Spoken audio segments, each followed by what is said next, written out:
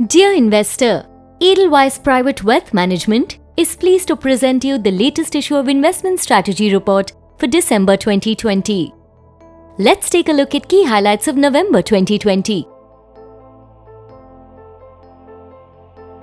Almost all major developed as well as emerging economies have been providing monetary stimulus to counter the COVID-19 pandemic. This is reflected in global liquidity, which has risen to unprecedented levels. As a result of liquidity surplus and low interest rates across the globe, negative yielding debt has soared up to all-time high levels. This has triggered the risk-on sentiment, which is reflecting in extremely low TED spreads. However, of late, jobless claims in US are rising again with every passing week.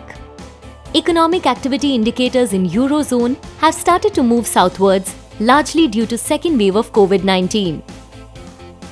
This situation calls for continuation of fiscal stimulus, which has already been at substantially high levels as compared to that during subprime crisis. Compared with global counterparts, the fiscal stimulus provided by the Indian government looks quite pale. Even then, Indian industries contracted much lower than expected in second quarter of financial year 2021, whereas the farm sector grew at 3.4%. Manufacturing and services PMI remained in expansionary zone for second consecutive month. GST collections also crossed a mark of Rs 1 lakh crore for second month on the trot. Equity view.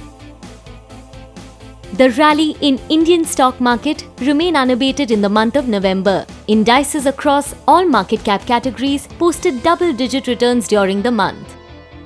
Indian equity markets have been one of the most favored destinations for FII investments. Addition of 12 Indian stocks to MSCI India Index as part of MSCI Semi-Annual Index Review has made the Indian markets even more attractive for FIIs. While markets have more than recovered from March lows, the corporate earnings are yet to catch up. The valuation indicator like market cap to GDP ratio have already reached above their long-term average levels. We continue with marginal underweight call on equity allocation based on respective risk profiles.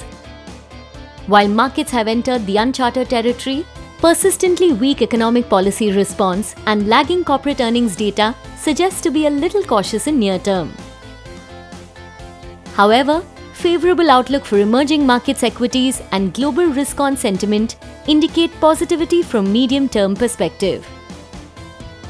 Fixed income view. Supply-side disruptions continue to remain elevated, especially in the food segment. Hence, CPI has remained above 6% year-on-year since April 2020. As a result, the gap between CPI and WPI has remained widened for most of the part of current fiscal year. RBI's Monetary Policy Committee decided to hold on to policy rates while maintaining accommodative stance for as long as needed to support growth. So far as inflation will remain elevated, RBI is not likely to cut the policy rates further. The steepness of the yield curve is at all-time high levels. This may prompt RBI to resort to Operation Twist or any other forms of OMOs. Any flattening of the yield curve could lead to a combination of higher accruals accompanied by mark-to-market gains. It is advisable for the investors to stick to good quality credit with comparatively higher yields. Investments with predictable and regular cash flow can also be considered.